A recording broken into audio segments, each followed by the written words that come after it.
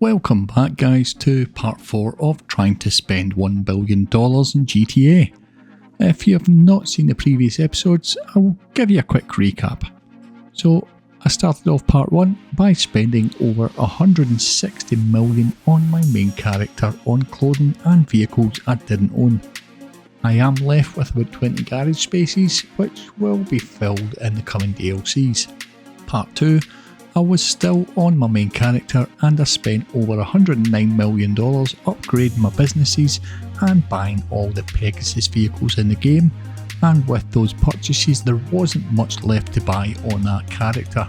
Part 3 was when I switched over to this female character, and because both characters shared the same bank account, she went to town on a spending spree, relieving my account by over $127 million just on clothing. And so with her wardrobe sorted out, we can now move on to upgrading the businesses I own in this character. Now I don't own them all, and the ones I do own are not the most expensive, so it is going to be costly buying and upgrading them all. So starting off today's episode with a little over $674 million left to spend, let's get on with it. And first up is this office. Currently I am in the cheaper Mazebank West office, but with the funds I have, we can move to the main Mazebank office, which with the trade-in price is costing me just over $6 million. Oh crap, I forgot I would get kicked out of this one when I sold it. Oh well, we'll just jump straight back into Dynasty 8 and buy the garage to go with the office. And I don't have an office garage to trade in this time, so it's going to cost me full price for all 3 levels and the auto shop, which comes in at $6.85 million. And that is a total of $13 million just for the office space alone. Boss, it's your office manager. I've come across some opportunities that you might want to look at. Yep. I was just in the middle explaining to everybody. So, as you heard, not quite done with the office yet, so we can head over there, jump on the computer and see what else we can do inside the office. And first up in here is the vehicle warehouse, which I don't own on this character, and we'll pick that up for just over $3 million.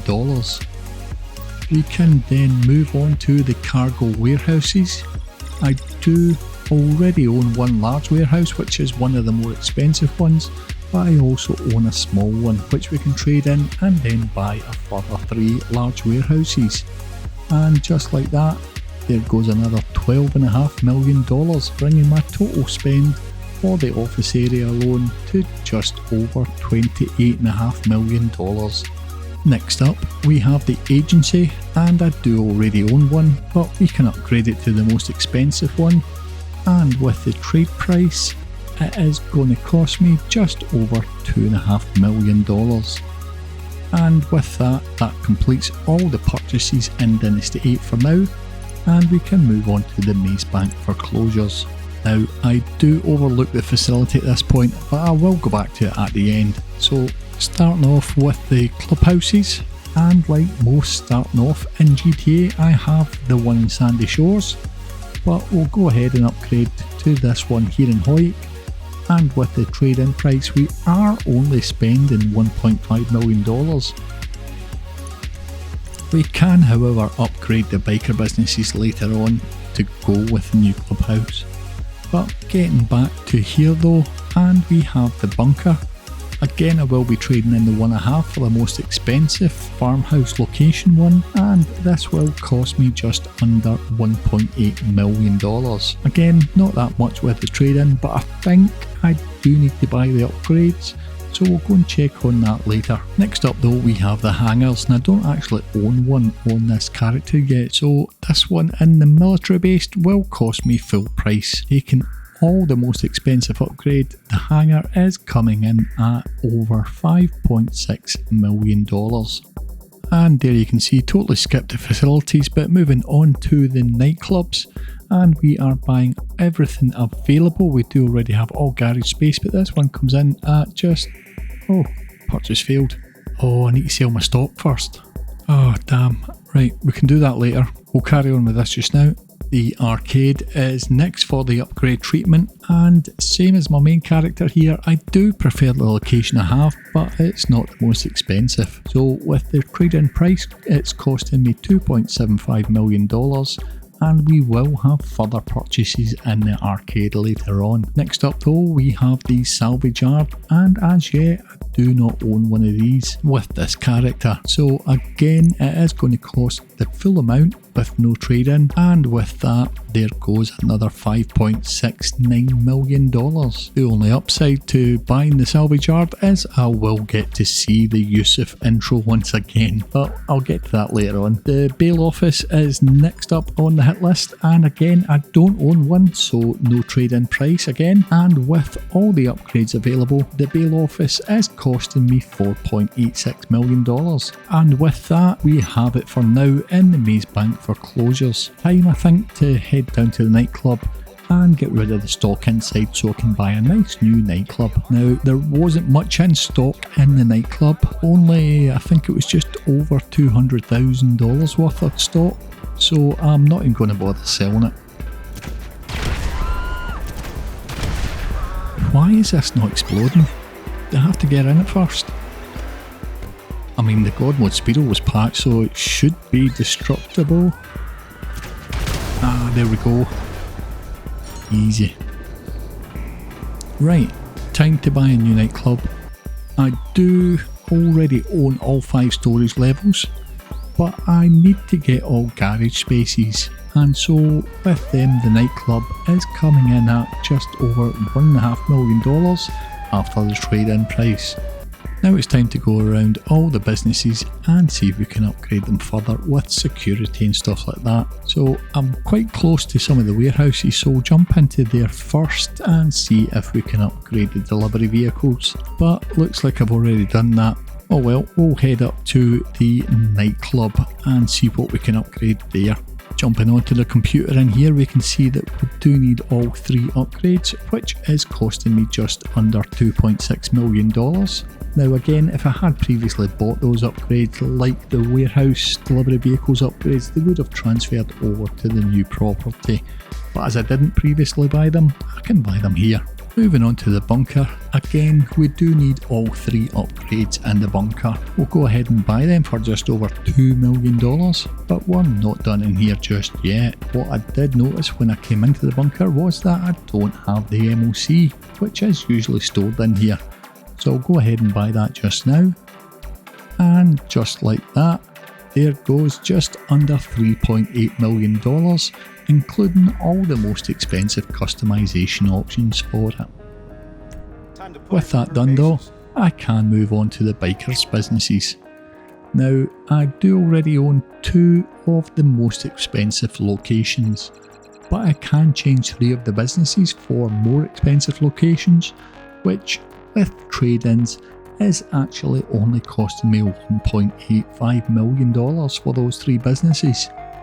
Hopefully I do need to upgrade the security in some of those locations to help with the spend, and here we are just finishing off the final location upgrades, and I have just spent over $4.2 million on upgrades for those 3 bikers businesses. We can now move on to the arcade, and heading in the basement I realised that I don't have the optional purchase items to help with the Diamond Casino heist. So I'll go ahead and buy the vault, the security hack and the casino model before logging onto the arcade's computer. And just like that, there goes another $1.45 million.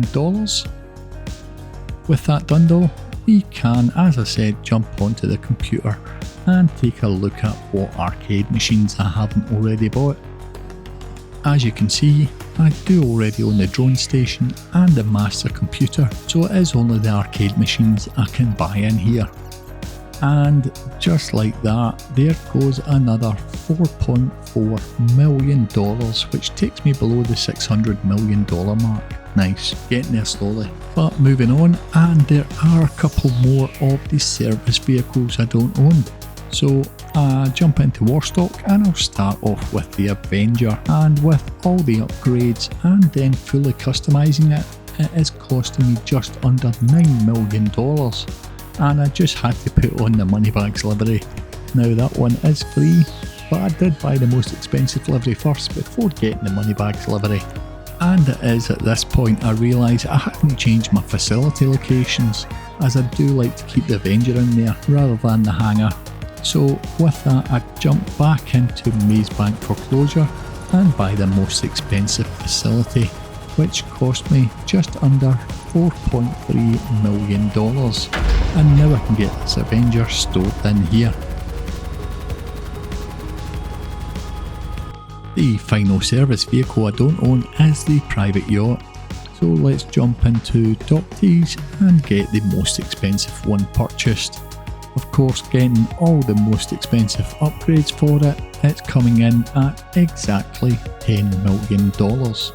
The final location I do need to upgrade, which I didn't totally forget about and didn't have to jump back online for, is the penthouse. Now I do already own the penthouse, but only the most basic version needed to get access to the Agatha missions. But with buying access to all locations in the penthouse and upgrading the decor, it is costing me a further $5 million. And with that guys, total spend so far in today's episode is $104,786,758. I'm getting there slowly, but now that all the businesses have been purchased and fully upgraded, in the next episode I will probably be spending my highest amount so far by filling all the garages. I don't own many vehicles at all on this character, and I think I only have a couple of apartments, so I'll have to buy more garage space as well and the cars to fill them next time out. But just to recap, I have spent over $104 million today, starting off the episode with $674 million and finishing off today with $569 million remaining. Glad this one is out the way though, and we can get on to the cars next time. Thank you to everyone watching who's made it this far. Don't forget to leave a like, and if you are new here, why not consider subscribing. Thanks again for watching, and I'll catch you in the next one.